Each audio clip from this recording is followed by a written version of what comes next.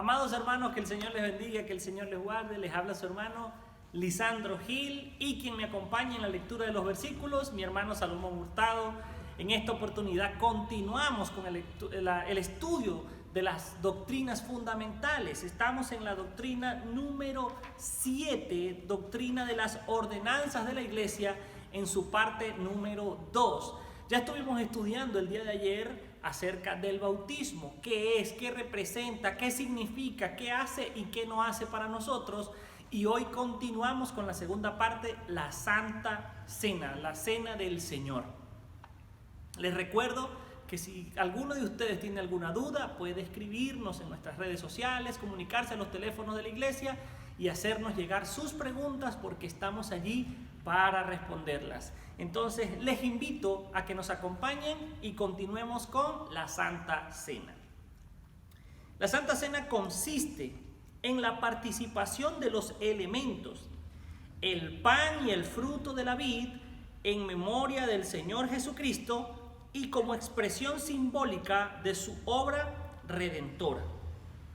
La Santa Cena es esta práctica mediante la cual nosotros, participando del pan y del fruto de la vid, del jugo de uva, conmemoramos la noche anterior a la muerte del Señor Jesucristo, como memorial, como memoria, como símbolo a la entrega de Jesús en la cruz del Calvario, donde por nosotros derramó su sangre y su carne fue molida por nuestros pecados. ¿Por quién fue instituido la Santa Cena? Pues fue instituida por el Señor Jesucristo mismo. La Santa Cena fue instituida en el contexto de la Pascua judía por el Señor Jesucristo. Dice la palabra del Señor en Mateo 26, 20 al 29. Cuando llegó la noche, se sentó a la mesa con los 12, y mientras comían dijo: de cierto os digo que uno de vosotros me va a entregar. Y entristecidos en gran manera, comenzó cada uno de ellos a decirle: ¿soy yo, Señor? Entonces él respondiendo dijo: el que mete la mano conmigo en el plato, ese me va a entregar. A la verdad, el Hijo del Hombre va, según está escrito de él. Mas ay de aquel hombre por quien el Hijo del Hombre es entregado. Bueno le fuera a ese hombre no haber nacido. Entonces respondiendo Judas, el que le entregaba, dijo: ¿soy yo, maestro? Le dijo: tú lo has dicho. Y mientras comían, tomó Jesús el pan y bendijo y lo partió y dio a sus discípulos y dijo: tomad, comed, este es mi cuerpo. Y tomando la copa y habiendo dado gracias les dio, diciendo: bebed de ella todos, porque esto es mi sangre del nuevo pacto, que por muchos es derramada para remisión de los pecados. Y os digo que desde ahora no beberé más de este fruto de la vid, hasta aquel día en que lo beba nuevo con nosotros en el reino de mi Padre. Jesucristo instituye la cena del Señor. Él invita a sus discípulos a una cena el día antes de su crucifixión y su muerte. Y los elementos de la cena eran básicamente pan y fruto de la vid, jugo de uva, el vino de la época. Y comiendo junto a ellos les dijo: comed, este pan es mi carne, y bebed, este vino es mi sangre.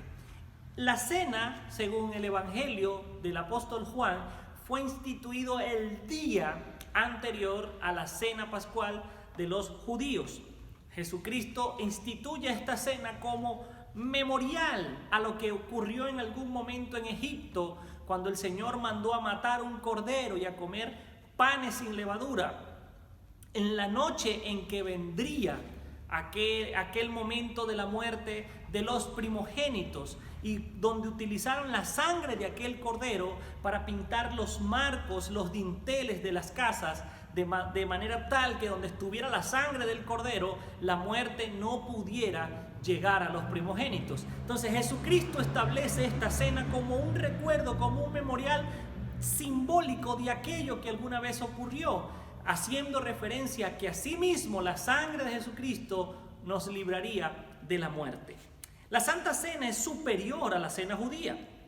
El Señor Jesucristo, al ofrecer el pan y el fruto de la vid en representación de su cuerpo y su sangre, con las palabras haced esto en memoria de mí, se señaló a sí mismo como el verdadero sustituto del Cordero Pascual y a su muerte como el acontecimiento que libertaría al nuevo Israel.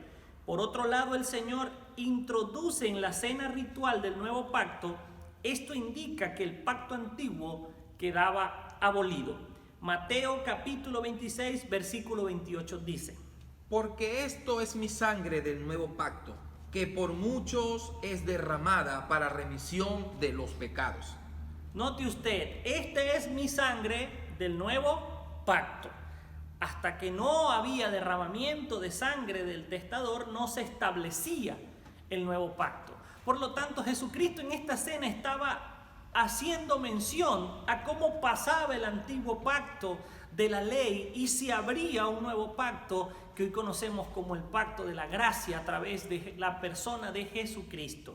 Primera de Corintios capítulo 11, versículo 25 también menciona: Asimismo tomó también la copa después de haber cenado, diciendo: Esta copa es el nuevo pacto en mi sangre. Haced esto todas las veces que la bebiereis en memoria de mí.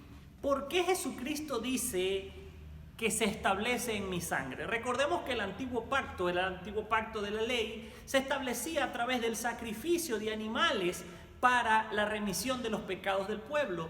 Pero estos animales no quitaban el pecado de la vida de las personas de forma permanente, ni aún la conciencia y la culpa de pecado, sino que era el medio a través del cual se representaba simbólicamente lo que era necesario hacer con la vida de Jesucristo. Por esto, Jesucristo, al venir y morir en la cruz del Calvario y derramar su sangre una vez y para siempre, convierte el pacto en su sangre superior al pacto de la sangre de los animales. ¿Cuáles son los elementos para la Santa Cena? El primero de ellos es el pan. El pan representa el cuerpo del Señor Jesucristo. Mateo 26, 26 dice: Y mientras comían, tomó Jesús el pan y lo bendijo, y lo partió, y dio a sus discípulos, y dijo: Tomad, comed, esto es mi cuerpo. Así como Jesucristo tomó aquel pan y lo partió y dijo: este es mi cuerpo, anunciaba lo que él sufriría al día siguiente, cuando la Escritura dice que el cuerpo de Jesucristo se convirtió en una llaga. Él fue desfigurado por aquella tortura, aquellos latigazos que llevó sobre su cuerpo. Por lo tanto, en aquel momento que él partió el pan, él estaba haciendo el acto simbólico representando cómo él llevaría sobre sí los pecados de la humanidad. Esto también fue dicho por el profeta Isaías en Isaías 53:5. Mas él herido fue por nuestras rebeliones, molido por nuestros pecados. El castigo de nuestra paz fue sobre él, y por sus llagas fuimos nosotros curados. Molido fue él por nuestros pecados. La copa, el segundo elemento, el fruto de la vid. La copa representa la sangre del Señor derramada para remisión de todos los pecados. Mateo 26, 28 menciona: Porque esto es mi sangre del nuevo pacto, que por muchos es derramada para remisión de los pecados. Puesto que cuando el Señor Jesucristo instituye la Santa Cena aún no había muerto, luego entendemos que usa el pan y el fruto de la vid en sentido figurado. Tanto para el pan como para la copa, el Señor utiliza el artículo neutro esto, hablando de esto es mi cuerpo, esto es mi sangre, lo cual refuerza el carácter figurado o representativo de los elementos. Cuando se celebra la Santa Cena, se participa del pan y el fruto de la vid como una representación del cuerpo y de la sangre del Señor. Nunca los elementos se convierten o transforman en carne ni en sangre. Y si así fuera, cada vez que se celebrara la Santa Cena, estaríamos sacrificando, matando al Señor Jesucristo. La palabra de Dios dice que el Señor Jesucristo murió una sola vez. Romanos capítulo 6, versículos 9 al 11 dice: Sabiendo que Cristo, habiendo resucitado de los muertos, ya no muere, la muerte no se enseñorea más de él, porque en cuanto murió, el pecado murió una vez por todas, mas en cuanto vive, para Dios vive. así también vosotros consideraos muertos al pecado, pero vivos para Dios en Cristo Jesús, Señor nuestro. Jesucristo murió una sola vez y para siempre. Con una sola muerte pagó por el precio de los pecados. Por lo tanto, el compartir del pan como la carne de Jesucristo y compartir la copa como la sangre de Jesucristo solamente lo hacemos de forma simbólica. En ninguna manera este pan y este vino o este fruto de la vid se convierten en carne o en sangre de forma literal o espiritual. Solo son utilizados de forma simbólica como un memorial de aquello que Jesucristo hizo en la cruz del Calvario. ¿Cuáles son las enseñanzas que nos deja la Santa Cena? Vamos a leer, antes de pasar a este punto, Hebreos capítulo 10, versículo 10 al 14. Hebreos capítulo 10, versículo 10 al 14 dice: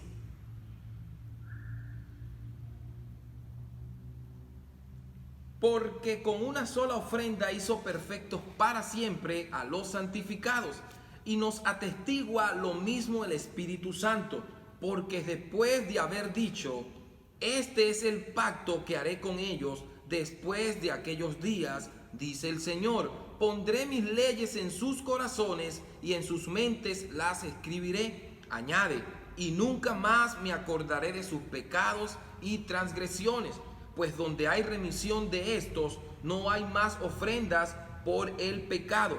Así que, hermanos, teniendo libertad para entrar en el lugar santísimo por la sangre de Jesucristo, por el camino nuevo y vivo que Él nos abrió a través del velo, esto es, de su carne.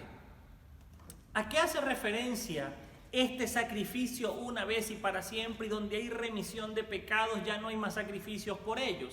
Hace referencia a que una vez que usted llega a Jesucristo y le dice, Señor, perdóname por todos mis pecados, en ese instante el proceso que hace de santificación, de perdón, de purificación, la sangre de Jesucristo en nuestras vidas, elimina cualquier registro o historia o consecuencia de esos pecados pasados para nuestra vida. Simple y llanamente debemos tener la certeza, la plenitud completa, plena y clara como el día, de que nuestros pecados han sido remitidos, han sido removidos, han sido borrados y ya no habrá memoria de ellos. Por lo tanto, cuando nosotros venimos ante el Señor al momento de la Santa Cena, no debemos pedir perdón por los pecados de hace 20, 30, 40 años una y otra vez, sino ponernos a cuenta con Dios de nuestra vida diaria. Estos días que hemos transcurrido delante del Señor, no hacer memoria de aquellas cosas antes de nuestra conversión, porque ya eso fue perdonado y pagado por Él. Cuando venimos a la Santa Cena debemos venir con un corazón humilde ante Él, y si hemos fallado, reconocerlo y ponernos a cuentas con Él. Entonces, ¿qué enseñanza nos deja la Santa Cena? Nos enseña acerca del gran amor de nuestro Señor Jesucristo. ¿Qué dice Juan 3:16? Porque de tal manera amó Dios al mundo que envió a su Hijo unigénito para que todo aquel que en Él cree no se pierda, mas tenga vida eterna. De tal manera fue ese amor que el Padre envió a su Hijo y el Hijo se entregó voluntariamente a morir en una cruz. Y Romanos 5:8 dice que mas en esto muestra Dios su amor para con nosotros, en que siendo aún pecadores, Cristo murió por nosotros. Es un recordatorio o memorial del sacrificio expiatorio del Señor a favor de la humanidad. Lo leemos en Isaías 53:6 cuando fue profetizado. Todos nosotros nos descarriamos como ovejas, cada cual se apartó por su camino, mas Jehová cargó en él el pecado de todos nosotros. Mas Jehová cargó en él el pecado de todos nosotros. Él dijo que la celebráramos en su memoria. Lucas capítulo 22, versículos 19 y 20. Y tomó el pan y dio gracias, y lo partió y les dio, diciendo, esto es mi cuerpo que por vosotros es dado, haced esto en memoria de mí. De igual manera, después que hubo cenado, tomó la copa diciendo, esta copa es el nuevo pacto en mi sangre que por vosotros es derramada. Note usted cómo Jesucristo dice, aún antes de pasar por la cruz del Calvario, ya les decía, mi carne será partida y mi sangre será derramada por amor a ustedes. Así que cuando participemos de la Santa Cena, hagamos memoria del sacrificio de Jesucristo en la cruz del Calvario. La Santa Cena también nos habla de comunión, comunión entre los creyentes, pues todos participan del mismo pan y de la misma copa. Y comunión con el Señor, pues es su cena y la celebramos en memoria suya. ¿Por qué comunión? Jesucristo no preparó distintos tipos de panes para distintas personas. El del mismo pan dio a todos sus discípulos. En esa misma manera muestra cómo Él, cuando fue su carne partida, su sangre derramada, lo hizo por todos de la misma manera, sin excepciones y sin preferencias. Y así como cuando derramó su sangre, lo hizo para que todo aquel tuviera la oportunidad de creer en Él fuera salvo.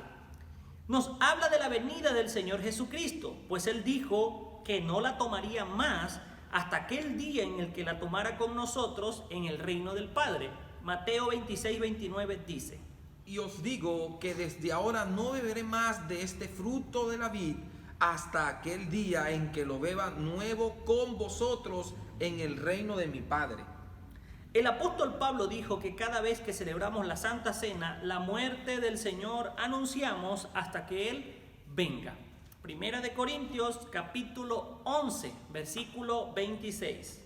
Así pues, todas las veces que comieres este pan y bebieres esta copa, la muerte del Señor anunciáis hasta que Él venga. Note usted estas dos citas bíblicas. Una dice, Jesús dijo, no beberé más del fruto de la vid hasta que lo haga con vosotros en el reino de mi Padre.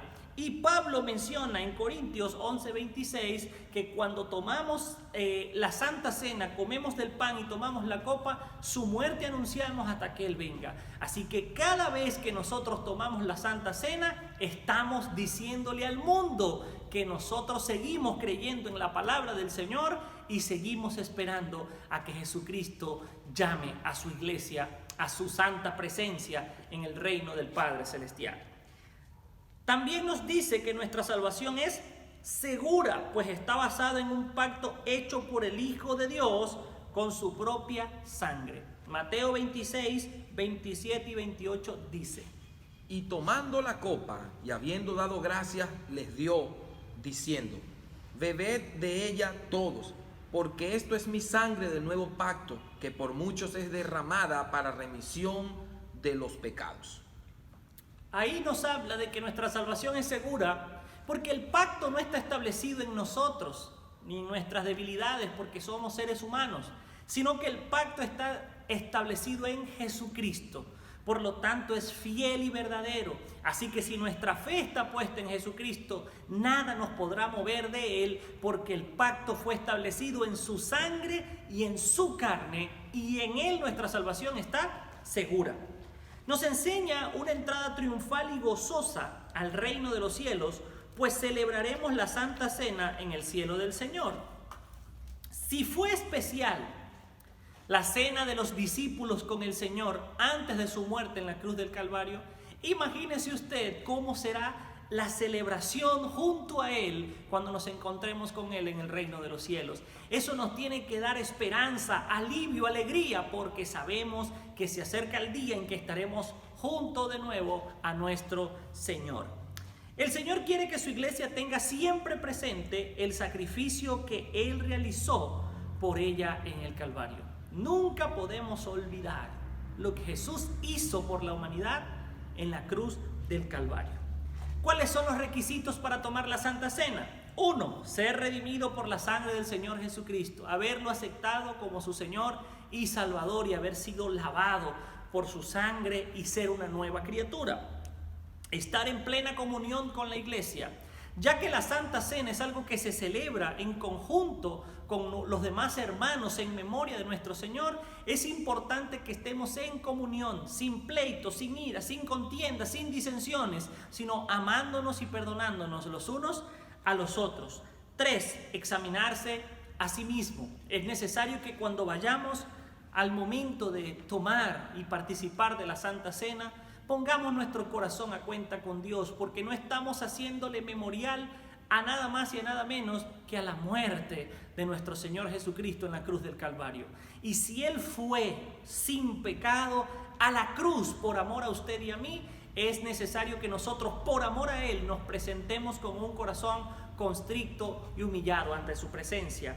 Y 4, tomarla en estado de dignidad. Cuando hablamos de estado de dignidad, ¿qué hablamos? Si me he equivocado, si he cometido una falta, ¿no puedo tomar la Santa Cena? En ninguna manera.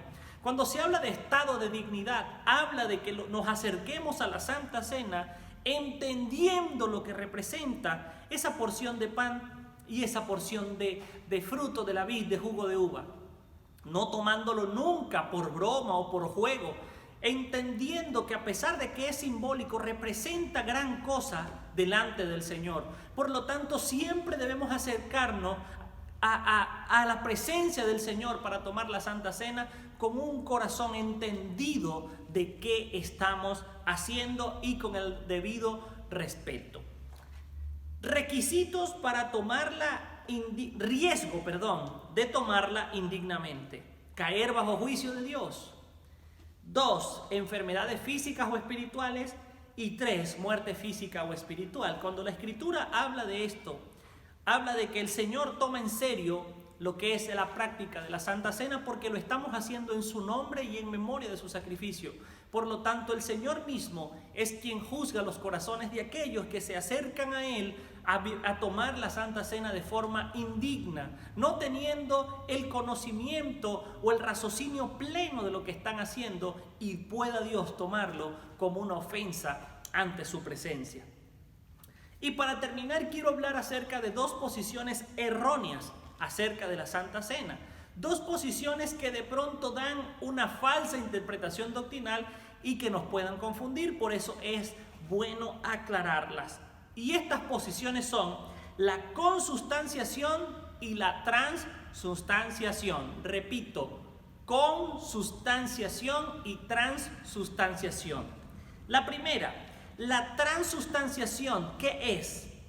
Se usa el término en la teología católica para denotar la idea que durante la ceremonia de la misa, el pan y el vino se transforman en sustancia, en la carne y la sangre de Cristo, incluso cuando los elementos parecen seguir siendo los mismos. Esta doctrina no tiene fundamento espiritual. Cuando hablamos de la transustanciación, hacemos referencia a las personas que creen que el pan y el fruto de la vid, el vino, literalmente se convierten en carne y en sangre de Jesucristo, y eso no es así. Jesús fue molido por nuestras rebeliones en la cruz del Calvario y su sangre fue derramada allí mismo. Ya Él murió, resucitó y ahora está en el reino de los cielos. Por lo tanto, el pago que Él hizo con su carne y con su sangre lo hizo una vez y para siempre. Lo que actualmente hacemos es un memorial simbólico. Segundo, la consubstanciación. Es un término que deriva de las palabras que comúnmente se aplican al concepto luterano de la cena conmemorativa. Aunque algunos teólogos luteranos modernos rechazan el uso de ese término debido a su ambigüedad, sin embargo, generalmente se asocia esta expresión con Lutero. La idea es que en la comunión, el cuerpo y la sangre de Cristo y el pan y el jugo de uva coexisten en unión. Hace referencia a que el pan y el jugo de la uva, el fruto de la vid, sin necesariamente ser carne y sangre, tienen una unión con la sangre y la carne de Jesucristo, lo que también es erróneo. El pan es pan, el fruto de la vid es fruto de la vid. Lo que hacemos es un memorial simbólico. Así que, amados hermanos, hasta aquí llegamos con el estudio de la doctrina número 7. Les recuerdo, si tienen alguna pregunta o alguna duda, déjenla en los comentarios o háganos llegar a través de los números telefónicos de la iglesia y haremos todo lo posible para con mucho gusto responder a sus dudas. Que el Señor les bendiga, que el Señor les guarde y nos vemos la semana que viene con el estudio de la doctrina número 8. Que el Señor les bendiga.